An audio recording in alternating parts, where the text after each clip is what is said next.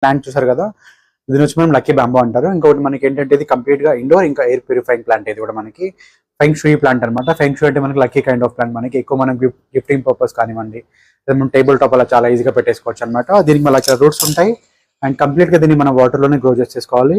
ఇంకోటి ఏంటంటే మనం చాలా వరకు దీన్ని మనం బయట పెట్టామనుకోండి, లీవ్స్ ఇలా మనకి ఫేడ్ అయిపోతాయి అనమాట. మనకి దీనికి సన్లైట్ అసలు తగలకూడదు.